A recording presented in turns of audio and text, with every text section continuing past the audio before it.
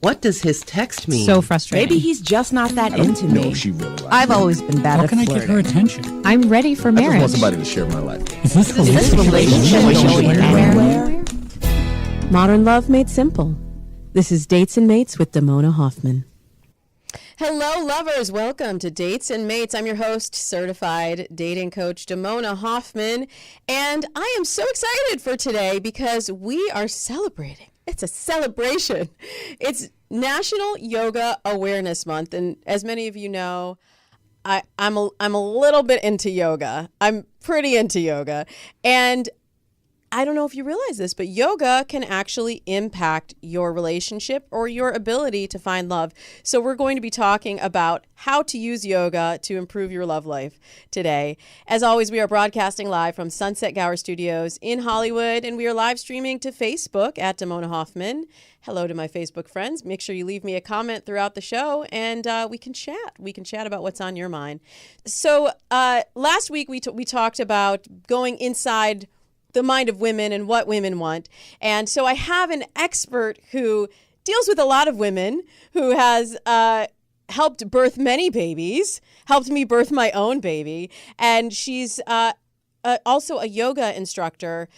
And she has so many life experiences to share, but particularly yoga experiences. So I'm so excited to welcome my friend, my mentor, my yoga teacher, my doula, Rebecca Beninati. Thank you for being brave enough to share your insights and go deep, because I know you go deep with your clients all the time. I go deep every day, just not with topics like dates and mates. So I'm excited to be here and talk about yoga and dating. I mean, you put yoga with anything and it's interesting. So I'm excited to sit here and spin this around a little bit and see what we come up with. Okay. Well, I've heard on your podcast on Wellborn Lifestyles that you do go deep. So thank you for sharing your insights on the show.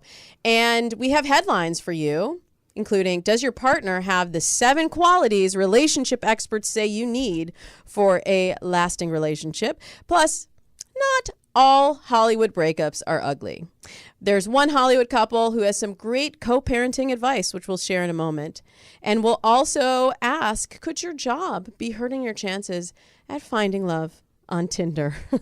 Then we'll answer your questions, including how to stop going for unavailable men in long-distance relationships, and how can you meet someone special if you're always working? And I'm not talking about meeting someone at work, okay?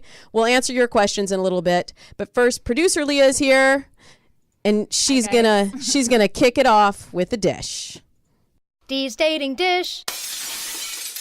All right, we have a story that's hot off the HuffPost presses about the 7 qualities your partner should have by the age of 30. This is interesting, Rebecca. Yeah. Because some of these I think I did not have, and my partner certainly didn't have before 30. But they said basically you have to, they have to have demonstrated that they have been in a long-term relationship before. That was one of the points that I have to admit, I hadn't really been in a long-term relationship, because I was always like, you're not right. I was really clear on what I was looking for. And my husband, it was kind of the same thing. And you know him pretty well. Yeah. Since Yes, you've been in a labor and delivery room with him. But that was one of the points that surprised me. But they also have to have demonstrated they can be happy single too. They have to be comfortable talking about sex. That's definitely a given. Yes. And they have to have a life of their own separate from you. I mean, there's 7 of them. We can run through all of them. But what did you think about that point on needing to have been in a long-term relationship before? I guess it just matters if you've been in a long-term relationship before, because if you haven't and they haven't, then that's great common ground. Obviously, you'll both sort of figure it out together. But Right. if you That's have, what we did. Yeah. if you have and they haven't, then definitely you're probably looking for some level of how able they are to commit to go through ups and downs of relationships that all relationships kind of go through. What about this one? They said they have to be financially literate or trying to be. I mean, I think that's a good, strong, valid point. But again, if you're coming up on 30, or just barely entering your 30s, I'm not sure that that's entirely possible. But if they're still figuring every single aspect of their life out, that might be definitely something to consider. But everybody's allowed to have a fair shot at trying to get that organized, I think, and figured out. But I don't think it's a make or break. I would say it's something that a lot of millennials are not necessarily thinking about. Right. But you and I both know that when you get married, you're basically commingling your finances. You're buying into that person's financial future. Yes. And I find that a lot of people are not asking the right questions to understand if you have similar views on money. I had a client who got divorced. One of the main reasons was because her husband was frivolous with money and would spend it on anything. They had no money left for their kids, and she was very frugal. So that became a really big sticking point in their relationship because they got together young and hadn't had to talk about finances at that point. I think having the conversation about it, for sure, finding out what a person's visions are for their life in terms of work and money, how important is being successful with just money and job, career, how important is that? But also, I was going to say that I really think that if somebody has talking back to the millennials, there's so many creative ways to make money these days that I feel like you just really have to know if somebody has drive. What are they into? Can they maybe eventually see that as something that they could turn into a job if they aren't self-motivated? I don't know. That's a good transition to our second story. Oh, wow. On the most swiped right professions on Tinder. Oh. So your job might be keeping you from finding love on Tinder. Can I say how you found love? Well, you said it on your podcast, so the cat's out of the bag. You said it on Well-Born Lifestyles. So you actually did find love on Tinder. I did. So actually, and I apologize. I'm just going to correct you on one thing. My podcast is actually called Born to Live Well. Born to Live Well. That's the name of my podcast. My business name is Well-Born Lifestyles. Thank you for correcting me on no that. problem. So yes, on I think podcast number 2 or 3 on my on Born to Live Well, I talk with my boyfriend who I did swipe right on Tinder. And is that the right direction? Yes, that's the correct direction. It was so long ago. We've been together. I honestly, I was on for such a short amount of time and found him right away. Basically, it was a reconnect actually. But yes, I swiped on the right direction, and that was 5 years ago. So it is definitely possible. Did his profession have anything to do with the swipe? Well, that's so funny because I don't think either of us actually said what we did. I put yogi mom of 2 or something. Which yogi is very mom of 2. descriptive of what you I mean, it is. Well, it is. But I also don't think of myself as yoga as my job, even though it's my job. I was summing myself up as a yogi, somebody who lives that lifestyle. I didn't necessarily say yoga teacher. And then I just said mom. And he definitely did not put on his Tinder profile, whatever it's called, what he did, because I don't think I would have known. I still kind of barely know what he does. Well, they actually looked at the data both in the U.S. and in the U.K. and saw which professions are the most swiped right.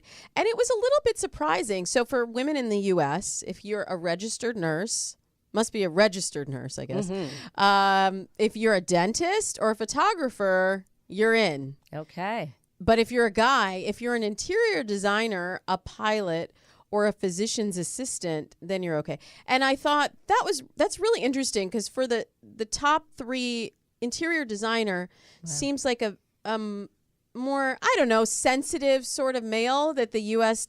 Tinder dater is looking for. And in contrast, the U.K., the firefighter male is most swiped right. So I feel like that they're a little bit more in alignment with, typical views on masculinity, and maybe in the U.S., like the creative types are doing better. What do you think when you saw that? I thought it was interesting, especially the interior designer part for sure. I mean, I had to stop and even think, like, who are some male interior designers, like some are looking to date women? Well, yeah, yes, that was totally random. but also like who are these interior designer males that would be the mentors to these men? And then I came up with like Ralph Lauren. He has like interior design. That's where doesn't your he? brain goes. That's where Who my are brain the goes. mentors? Who are these mentors? Yes, I'm very into mentoring. That's obvious. That's obvious. Well, and it's also kind of stereotypical in the UK with the women who are most right swiped. Business development manager, which I was like, Wow. Producer Leah, is that actually a job? I don't even really know I what have that no idea is. what that means. Dancer and flight attendant, they call it cabin crew there, and then nurse. So I'm like, Nursing. I don't know why it seems like such a big difference between the U.S. and the U.K. Yeah. And why is it that those certain jobs are considered more attractive? I think maybe women in the U.S., like, we have stuff we need to get done. You know, we need somebody to design our house. Was chef on there? I don't know. I'm also thinking like, Didn't make the top. somebody to decorate, somebody to cook, somebody to, I don't know, fly the jet plane. Yeah, I have a friend who's single, and she said, somebody once said to her, you don't need a man, you need an assistant. Yes. Like, you need someone to come in and help you. You need a babysitter. Like, you don't need a man. babysitter, an assistant. But you need all of those things, and in the right partner, hopefully, Absolutely. you can find that. Absolutely. So not all partnerships work out. Some of them end up splitting up. And when you have a child with someone, you have to really co-parent mindfully. And there's one couple that's in the news this week that seems to be doing a pretty good job of it. Amber Rose and Wiz Khalifa. They actually, he hit the news because he had a video of him.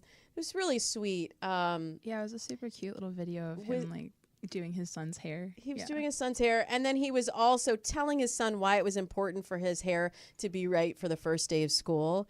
But still, the best laid plans. You try to do something right, and Twitter comes down on you. So they're applauding him for that, but then they're attacking him for putting his son on the bus. And they're like, Why? "Oh, I can't believe that he would put his son on the bus." That like, he would let him ride the bus. I guess people didn't like that. Oh, wow. So he's had to defend himself in the same week where everybody was patting him on the back. He's had to defend himself over his decision. But I think it's a really good thing, especially for parents that have that level of profile, for them to raise their kid in a real environment and make them well-adjusted and normal. Absolutely. I'd be much more concerned about them, being driven to school in a Bentley by their chauffeur. With a driver. Yeah, absolutely. Exactly. A chauffeur. I guess they don't say that anymore. Driver. It's like mansion. Like, Where do Don't they say live? Do they mansion. live here in LA? in LA, but I don't know. I mean, I don't know their address or anything. So it was about him him putting his child on the bus because he's of celebrityhood. Is that? Exactly. Oh, that's so basically that interesting. was, the issue. You would think that more people. You're right. You would think more people would be very giving him kudos for that. You Or would just think. living a more normal life and giving his son that chance to not stand out and show up with a driver at school. Yeah. Also, it was Sebastian's choice. He wanted to ride the school Yeah, bus. he wants to be with his so- friends. Yeah. For sure. He just wants to be normal. Yeah. And there was a recent article, too, from Amber about how to co-parent successfully. I know you do that as well. I do. You have two beautiful kids. And some of her tips are interesting. It was like, don't sleep with your partner again. Again. Yeah. Yeah, like just because you were together doesn't mean you have to be together. Even if, when you're with someone for a long time, there's a lot of feelings that come up. Do you have any tips for processing, for like setting up that process in a way that's really mindful? Like, I know my sister had she had a rule that she would never speak negatively of her ex, even though she had a lot to say. She would never speak negatively of her ex in front of their son. Mm-hmm. Did you have any ground rules with your ex when you split up? No, because we were barely speaking. But we eventually got to, we've had, 9 million conversations to date about how to do this right. And we definitely have both just done terrible jobs over time, but we've also figured out that and reminded ourselves over the time that we have to put the kids first, that we have to remember that the kids are watching this as an example of their future relationships, as hard as that is to put that weight on ourselves as we were each going through it emotionally, to remember that we were kind of modeling even how to break up, how to end a relationship, how to dissolve a marriage, how to sell the family house. We were having to do these things in the most positive light possible, which was not always possible. But I can honestly say that our kids today are just thriving, and we have probably a better relationship now in communicating about what the kids' needs are, because it's just become clean that's all we talk about. That is, that's there's no it. Relationship beyond No, that. It's the business of the children. That's right. Business of the children, business of keeping the kids happy when you have split up. Well, I know you're in the business of the children in many ways with your doula business, Wellborn Lifestyles, and you have so many extensions of that, the Born to Live Well podcast. And so when we come back, I want to get your tips on how we can live well through yoga and how it can improve our romantic lives. Great.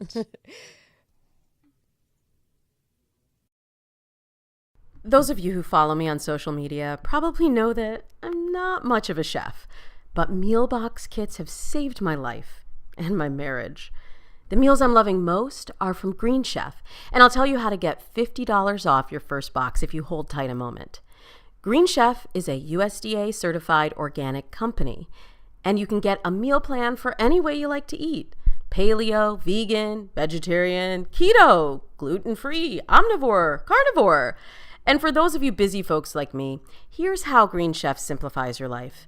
Everything is hand-picked and delivered right to your door. Plus, ingredients come pre-measured and perfectly proportioned and mostly prepped. Basically, you just open your door, say, "Ooh, there's a box."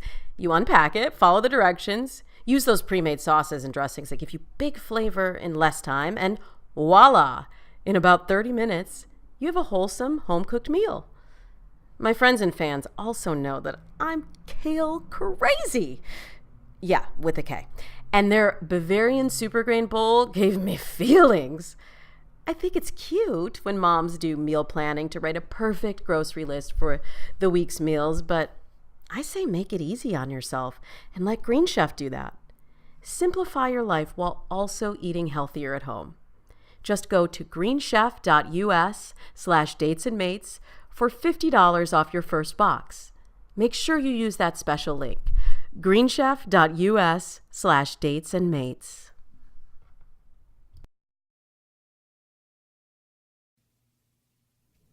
We are back with Rebecca Beninati, who is here in honor of National Yoga Awareness Month.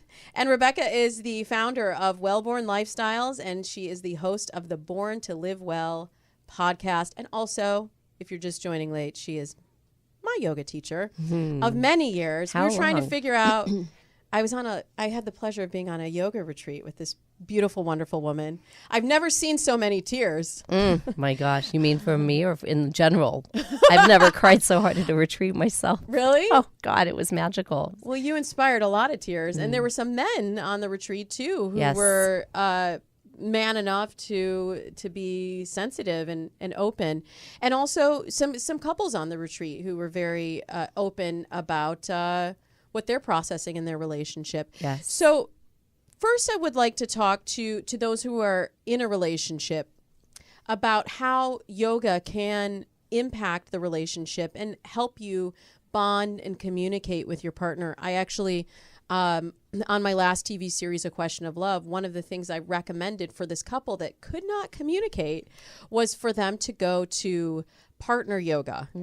Because I really felt like just the dynamic of having to support one another and having to communicate like, oh, that's too much, or that's not enough, would help them in communicating in IRL. Yeah. So what you just said, the best thing about that is asking for what you need. Being able to, in partner yoga, asking for what you need from your partner very specifically.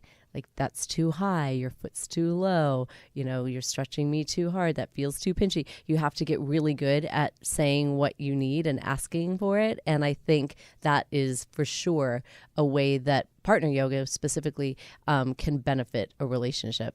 Yeah, it's sort of like communicating during sex, but Yes, but light. absolutely. Like, Yeah, well, if you no, can get kind of the comfortable same. saying like, "Oh, your foot's too high," then you can get comfortable being Well, like, the foot's high, that's like something I don't even know about, but yeah. "Well, I'm just thinking of different poses." But Yes. okay, so let's say you've never practiced yoga before, but this sounds kind of interesting, and hey, it's Yoga Awareness Month. Why not? Yeah. What are some basic poses or basic ways that two partners can connect? Well, first of all, if both people don't do yoga, how amazing it would be to start that together. So it's just, a journey of exploration for your couplehood, but for your individual selves. The poses, I don't know that I could name specific poses themselves that would be great for a relationship or for dating even. But in general, what you get from having a yoga practicing yoga regularly is self-awareness, self-confidence, a lot of self-strength and restraint. And one of the things that I'm really obsessed with lately about yoga that I'm highlighting as much as possible in my classes is the subtle thing that we get from practicing yoga, and that is how we become better listeners. Because you take my class and you know how specific my instructions are to do this and do that and do this and do that. And over time, you don't realize that you have actually become a better listener by listening to your teachers ask you to do such specific things. And I think, obviously, being a good listener in a relationship is key. And it's not always about expressing yourself, especially if you are the dominant talker, which I am in my relationship. I have to tune it down a little bit and leave space for there to be conversation, and so I can hear what my partner is saying, and therefore sit back and be in that uncomfortable pose, if you will, of listening and really turn it on full blast and see how vibrant it can be to be a listener. Yeah, on the retreat, actually, somebody mentioned a new definition for yoga. I've always said, being non-reactive in a difficult situation. This specific phrase was having grace in a challenging situation. So let's unpack that a minute for those that are not that familiar with yoga or think, oh, that's just a class at my gym, and sometimes I see cute girls in tight yoga pants. What really is yoga, Rebecca? It's a practice. It is a practice. It's a discipline of being in your physical body through postures, poses, specific poses.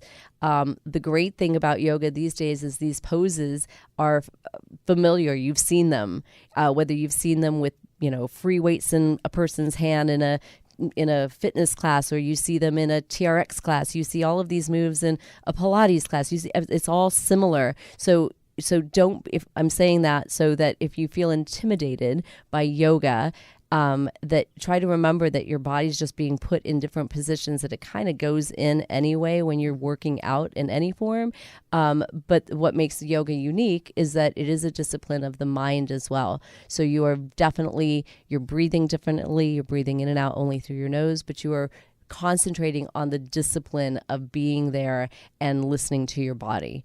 Not doing reps, not doing sets, not doing a certain amount of anything, but just sort of being in the flow, literally the flow of the practice, whatever the practice is. And you've been in the health and fitness industry since the 90s? Yeah, 1991. What was it that made you want to become certified to teach yoga? Well, I was a gymnast when I was a young girl, so yoga was the closest thing for me to gymnastics, to that feeling that I got of being sort of limber, stretchy, bendy, back bending and all of those things. So I had a very easy time falling in love with yoga.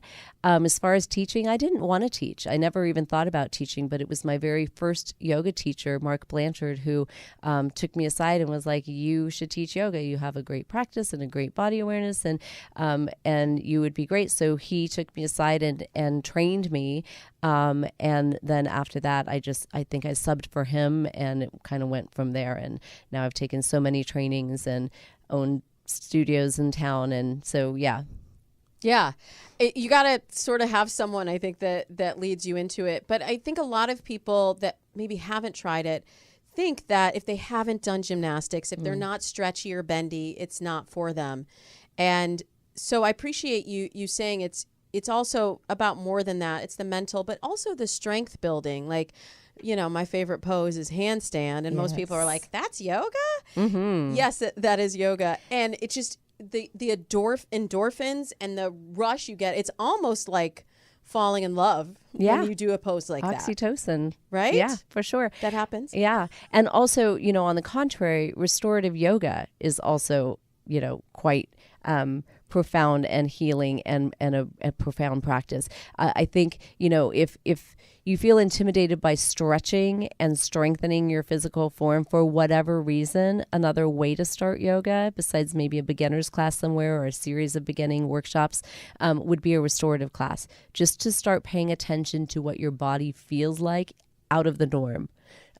Being, on the floor, on a yoga mat, but with bolsters supported with props, and doing that kind of class can be a great entry into, oh yeah, my body needs this. Wow, I like this environment. Because the yoga environment is quiet. Maybe there's music on, and hopefully it's Zen type music and not crazy music, but whatever. But the whole point of the point of yoga is to be able to hear yourself. I had a friend once who said, like, yeah, yoga's cool and everything, but I need a break from me. Like, how do I get a break from me? I need a break from hearing myself. And that's what yoga's for. That's what yoga does, is once you get into that flow, that rhythm again on your mat, you stop hearing so much of your sort of loud process, and you start getting more curious about the subtle voices inside. And that, if you can listen to all parts of yourself, of course you're going to be a better partner for somebody because you know yourself better. Yeah. So let's take that into the space of dating. Mm-hmm. Because understanding yourself and having that space and awareness, that's got to be crucial, whether you're swiping on Tinder or, meeting people through a matchmaker. That awareness, that being able to be in your body and to be present, and to also quiet those voices of I'm not good enough, or I'm not attractive, or my boobs don't look good, and all of that.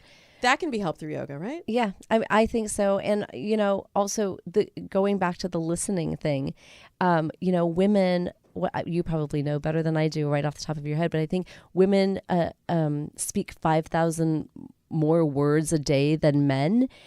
And so that right there tells us, if you're out there trying to date, that should be a really great reminder to, as my friend would tell me when I was going through my separation, she was like, just sit down and shut the F up and listen, so that you understand where the other person's coming from. And so if we as women, while we're dating, while we're trying to be in a relationship, can quiet down that part of us that always wants to just express and talk, which is not a bad thing about ourselves, but we could be a lot better at listening, because I think we end up getting frustrated that our partners don't talk more. But how will we get to know who they are? How will we get to know if they want to make money and have a career as an interior decorator? How will we know that if we just do all the talking? And that's what I love about yoga, is that it quiets you down enough to recognize patterns and also to be a good listener. That's great advice. And something that I am still practicing. And me too. The one part of my yoga practice that I still struggle with, and you know this, is meditation. So I've been practicing yoga for 18 years. Mm-hmm. And I know you're going to say, if you're sitting, you're meditating if you have that intention. But I've only felt like 3 times when I actually totally dropped in and lost all, sense of time and space, and had that full break from myself. Mm-hmm. So what do you say to those people that are like, oh, meditation, I struggle with that. How do we quiet the chatter or process the chatter as it's coming up when you're sitting in meditation? Well, first of all, don't try to process it. Just let it flow through your brain. I'm taking notes here. So when something, what am I doing wrong? If you're trying to sit and call it a meditation practice, first of all, I don't have a lot of judgment.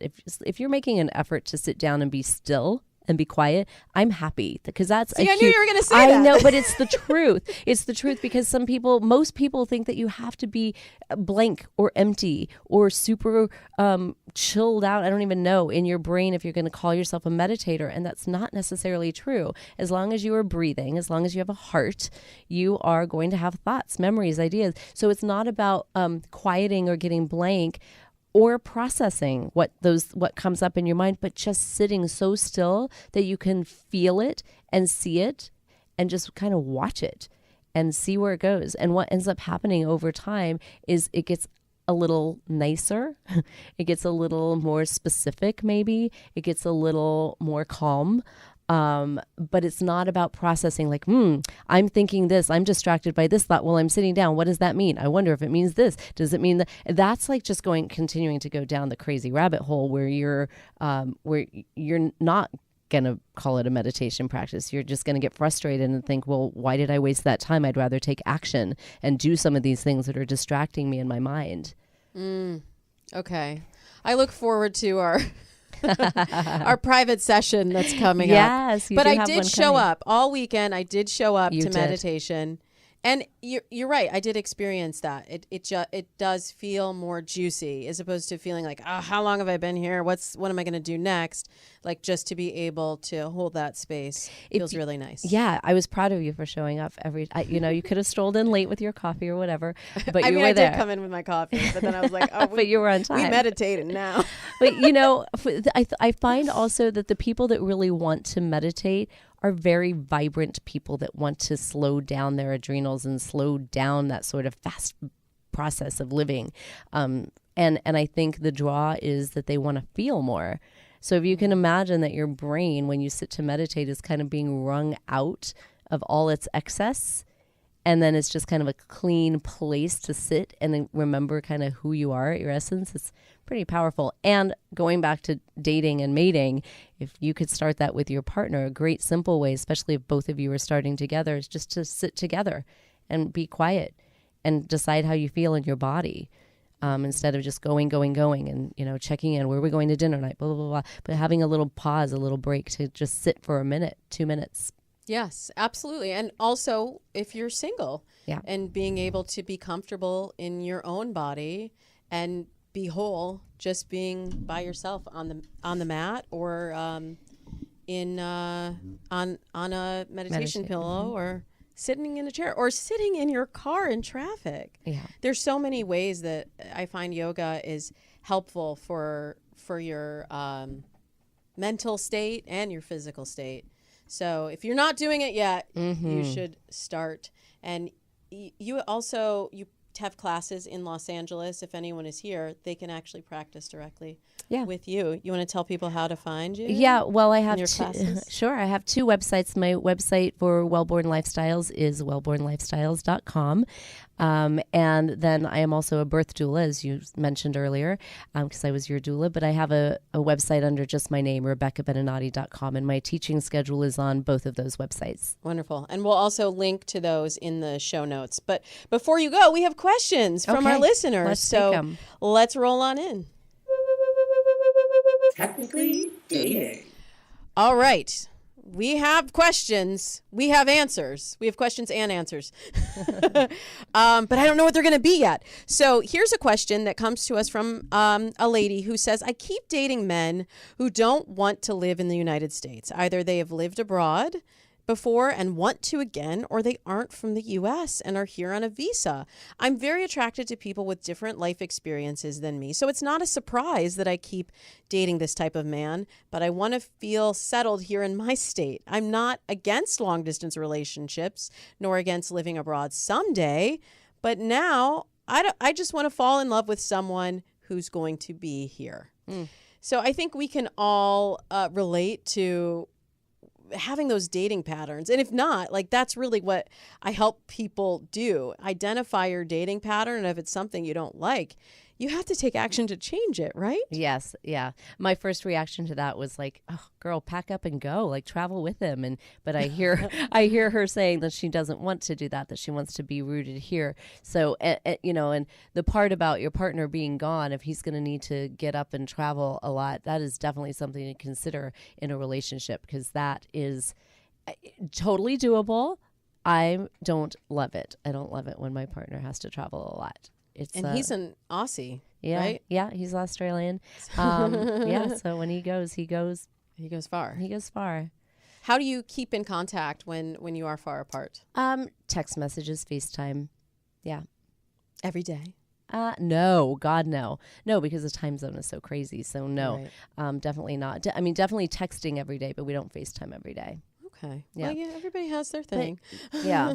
We like to send videos back and forth because, that's especially nice. with the kids, they get like emotional when it's FaceTime and it's live. For some reason, that's like Yes. overwhelming. So Very we true. actually do video texting through an app called Glide, where it doesn't have to live on your phone. Oh, I don't know about that. Glide. How about that? You're so cool. They're not paying for Timona. this, so.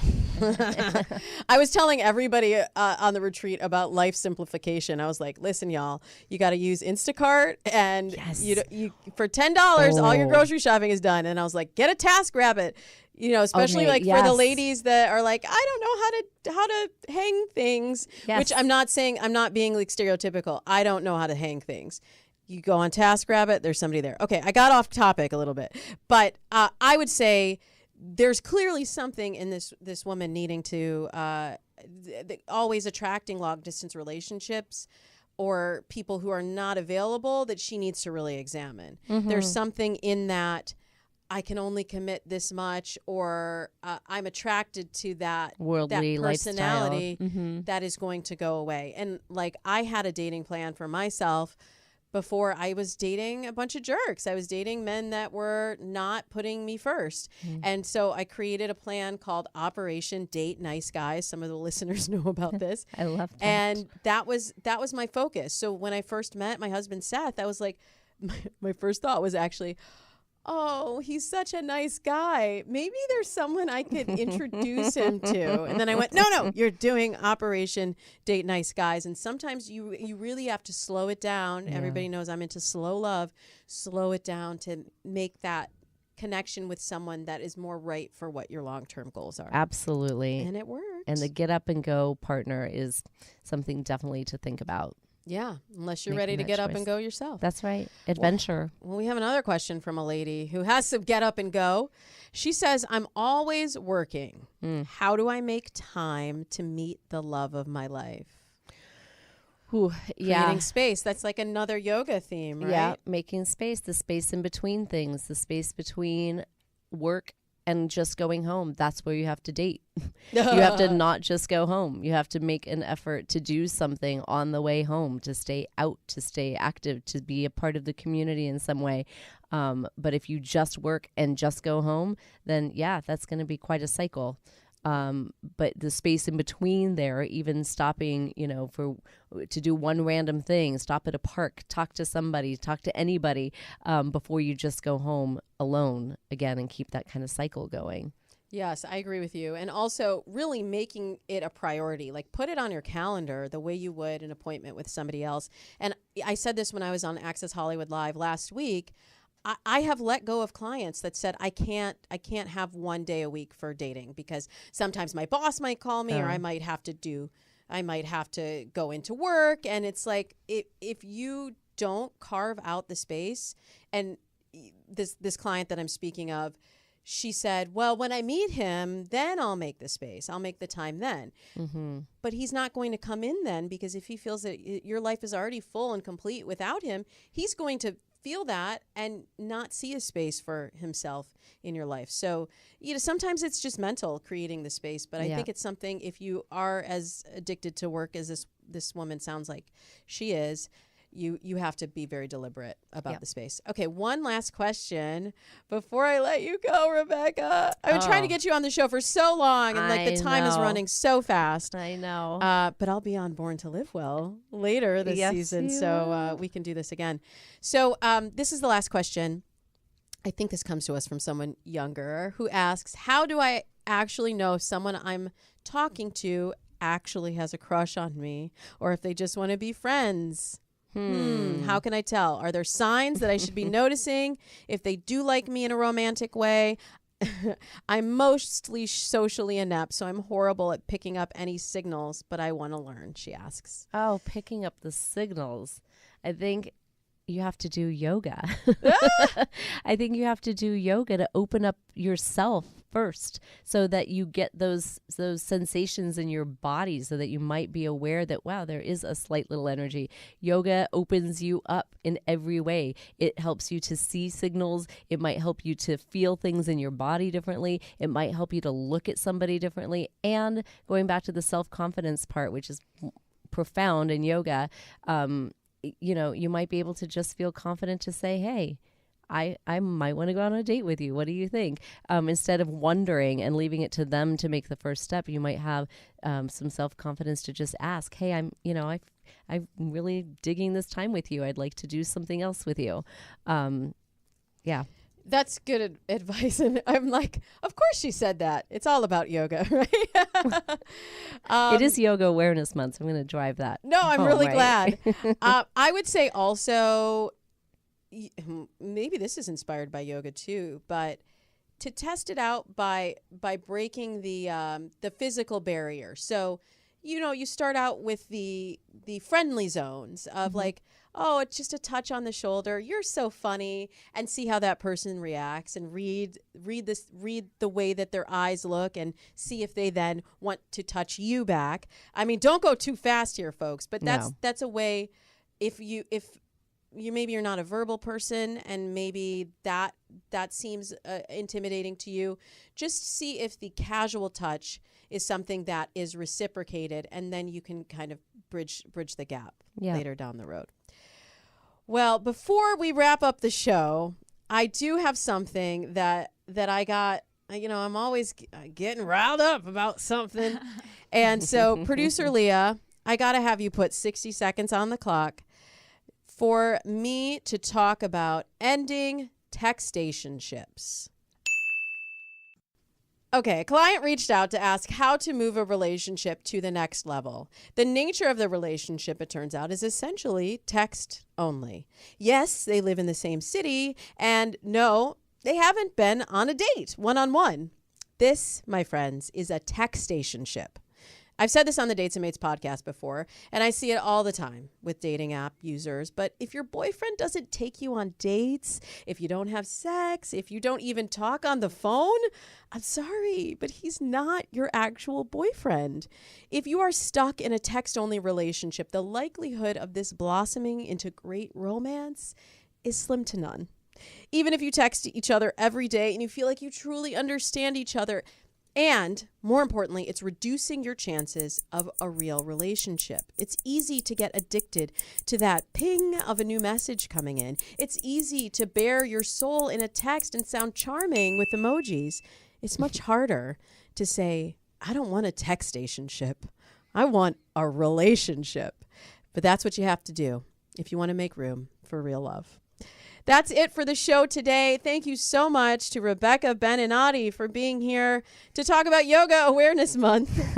And Rebecca is on Instagram at Rebecca Beninati, and you can check out her website, Rebecca, BENENATI.com or wellbornlifestyles.com.